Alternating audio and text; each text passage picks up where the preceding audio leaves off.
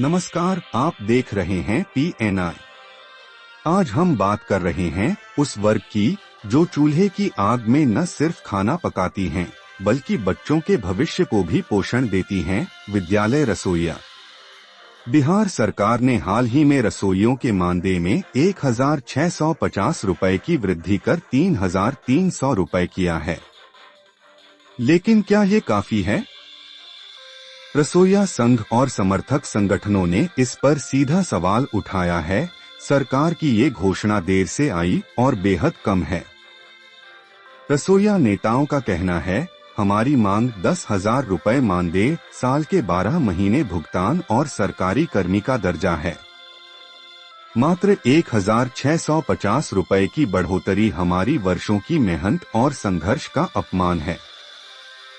22 जुलाई को पटना के गर्दनी बाग में हजारों रसोइयों ने किया था जोरदार प्रदर्शन। सरकार के पास हमारी आवाज पहुंची, लेकिन सिर्फ आधा अधूरा जवाब मिला। छुट्टी, ड्रेस, रिटायरमेंट बेनिफिट और एनजीओ को एनडीएम योजना से हटाने पर अब तक चुप्पी क्यों? एक्टू महासचिव सरोज चौबे, एमएलसी शशि यादव और रणविजय कुमार ने कहा, सरकार चुनावी साल में सिर्फ दिखावा कर रही है। 6 साल तक मांगों की अनदेखी, अब मामूली बढ़ोतरी। हमें सरकार की चालाकी समझ में आ रही है। अब और चुप नहीं बैठेंगे। और सवाल सरकार से, क्या आप विद्यालय रसोइयों को उनका हक देंगे या फिर उन्हें बार बार संघर्ष के लिए मजबूर करेंगे?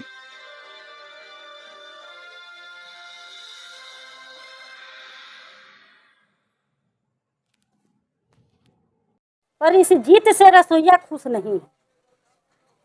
बताइए। जी जी, लड़ाई तो जारी रहेगी। इतनी महंगाई में ये मात्र 1,650 रुपए की जो बढ़ोतरी हुई है, इतनी महंगाई में क्या होगी। दूसरी ये है कि अभी लिखा जा रहा है कि कैबिनेट में इसको पास किया जाएगा। तो हमें आग्रह है कि कैबिनेट में अगर जो पास किया जाता है तो इस बात पे विचार विमर्श होना चाहिए कि रसोइयों को तत्काल अभी 10,000 रुपया देना चाहिए।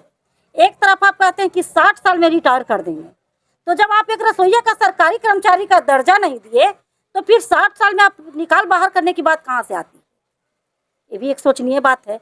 बहुत सा विद्यालय में हटा भी दिया गया है। तो एक तरफ तो आप एक अनुबंध पर मतलब 50 रुपये आप एक हटा रहे हैं और दूसरा तरफ आप हटा रहे हैं। जब तक कि सरकारी कर्मचारी घोषित नहीं होती है तो 7 साल में वो रिटायर नहीं करना चाहिए उसे। जब तक वो काम करने की इच्छुक है तब तक उसे काम पे रखा जाए। और दूसरी बात है कि अगर जो मान लिया कि कहीं विद्यालय से रसोइया काम करने से असमर्थ है तो उसकी जो भी घर में है, बहू है, बेटी है, उसे रखा जाए, ताकि वो आगे का 50 पैसे में जब वो काम की है तो बढ़ने के बाद किसी और को कैसे कर सकती है। यानी कि एनजीओ आ जाने के बाद थोड़ी सी परेशानियां हैं। जी जी, बहुत परेशानी है। परेशानी ये है कि जो हमारे बच्चों का ताज़ा भोजन मिलता था उस चीज़ से वंचित हो जाती है। हमारे मुख्यमंत्री महोदय कहते हैं, हमारे एमडीएम डायरेक्टर महोदय कहते हैं कि आप बच्चों का ताज़ा भोजन और बिहार से हम कुपोषण भगाएंगे। तो रसोइया तो खुद कुपोषित है, वो बिहार से कुपोषण कैसे भगाएगी? इतनी महंगाई में 1,650 रुपये जो पहले मिलता था उसे क्या होता था? तो हमें आग्रह है कि जिस तरह से विद्यालय में खाना बनवाया जाता था पहले, उसी तरह से खाना बनवाया जाए, ताकि हमारे विद्यालय के बच्चों ताज़ा भोजन कर सके और रसोइयों को भी काम मिले। क्योंकि इसमें थोड़ी सी हम लोग का शक सा लग रहा है कि अगर जो एनजीओ से खाना बन करके आएगा तो वहाँ रसोइयों को धीरे धीरे छटनी का काम भी शुरू हो जाएगी। आगे का रणनीति क्या रहेगा? रणनीति ये है कि अगर जो हमारी सरकार मांग पूरा नहीं करती है, जिसमें है 12 महीने तो काम करती है तो 12 महीने का मानदेय मिलना चाहिए। दूसरा कि 10,000 रुपये तत्काल मिलना चाहिए। छुट्टी हम लोग का कोई नहीं है तो छुट्टी भी हम लोग को होना चाहिए। हम लोग का अभी तक कोई पहचान नहीं है। जिस विद्यालय में काम करते हैं कोई पहचान नहीं है। जैसे आंगनबाड़ी सेविका का, उन लोग का साड़ी का पहचान है, उन लोग का परिचय पत्र दिया हुआ है। तो हम लोग भी चाहेंगे कि परिचय पत्र मिले और हम लोग का एक पहचान मिले जो समझ सके कि रसोइया बहने हैं। और इसके लिए हम लोग पूरे जोर शोर से, पूरे बिहार की रसोइया इसके लिए तैयार है। मेरा नाम विभा भारती हुआ, जिलाध्यक्ष सह प्रदेश अध्यक्ष, बिहार राज्य विद्यालय रसोइया संघ। संघर्ष कर रहे थे और हमारी मांग बहुत छोटा सा उपलब्धि मेरी हुई है, बहुत ज़्यादा नहीं। इन्होंने माने जो इस जितनी महंगाई है उसके अनुसार रसोइया का मानदेय जो हम लोगों ने न्यूनतम मांगा था तो न्यूनतम है 26,000 रुपया। लेकिन हमने संगठन ने कहा कि नहीं, कम से कम रसोइया को 10,000 रुपया वेतन मानदेय मिलना चाहिए। लेकिन इन्होंने मात्र 1,650 रुपया ही दिया, और वो भी आप जान लीजिए कि 2018 में हम लोगों ने हड़ताल किया था 41 दिन का। उस समय 400-500 रुपया बढ़ा था, लेकिन उसके बाद से एक नया पैसा 6 साल में नहीं बढ़ा।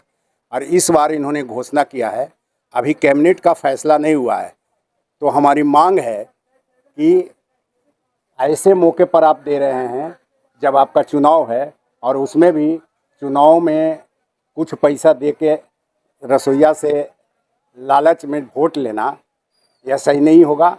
जो हमारी मांग है 10,000, वह 10,000 कीजिए। दूसरी बात है कि जब हम बरसों से काम कर रहे हैं और वही काम करते हैं जो शिक्षक लोग करते हैं, हमारा काम, उनका काम पढ़ाना है, हमारा काम रसोई बनाना है, खाना खिलाना है, ताज़ा भोजन कराना है, तो हमें सरकारी कर्मचारी का दर्जा मिलना चाहिए। और जब तक सरकारी कर्मचारी का दर्जा नहीं मिलता है, तब तक हमको 10,000 रुपया आप मानदेय भुगतान कीजिए। एक बात और है कि हम लोग काम रसोइया करती है 12 महीना, सब लोग 12 महीना करते हैं, सरकारी कर्मचारी सब लोग 12 महीना करते हैं, और सब लोग को 12 महीना का वेतन मिलता है। लेकिन रसोइया को 10 महीना का मानदेय दिया जाता है। यह भी एक आपराधिक है कि नहीं, ऐसा होना चाहिए। बल्कि अगर हम 12 महीना काम करते हैं तो हमको 12 महीना का पैसा मिलना चाहिए। उसके बाद अभी मध्याह्न भोजन जो हमारा है, उसमें एनजीओ का प्रवेश है, और एनजीओ का प्रवेश है तो आप देखते हैं कई घटनाएं घट रही है।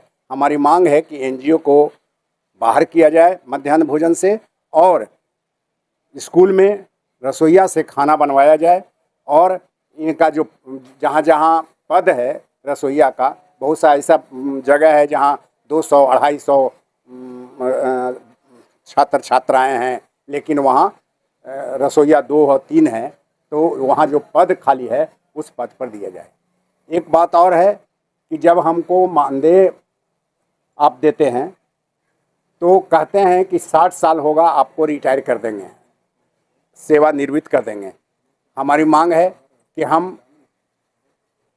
हम जब रिटायर करें 60 साल में, तो हमको सामाजिक सुरक्षा पेंशन मिलना चाहिए। क्योंकि सेवानिवृत्त के बाद आपके यहाँ बहुत दिन तक सब वर्षों काम करते हैं, लेकिन हमको जब रिटायर करेंगे तो एक पैसा कुछ नहीं मिलेगा। तो ऐसी स्थिति में गरीब आदमी कहाँ जाएगा? तो सामाजिक सुरक्षा मिलना चाहिए। इस तरह कई 11 सूत्री हमारा कार्यक्रम है, और हम इसको मानते हैं कि यह संघर्ष की जीत है।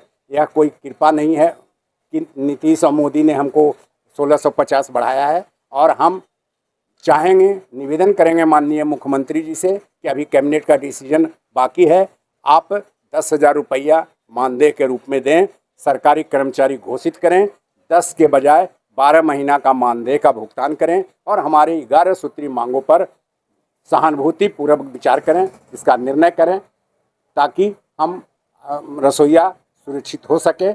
और अगर ऐसा नहीं होता है तो हमारी लड़ाई जारी रहेगी। और हमारा संयुक्त संघर्ष समिति भी बना है, उसकी बैठक हुई है 1 अगस्त को, और हम लोग रणनीति बना रहे हैं। और हम इसको मानते हैं कि यह छोटी सी जीत है, बहुत बड़ी जीत नहीं है। हम आगे की ओर बढ़ेंगे। पूरा परिचय। रामचंद्र प्रसाद, जिला सचिव, बिहार राज्य विद्यालय रसोइया संघ 1-2 गया।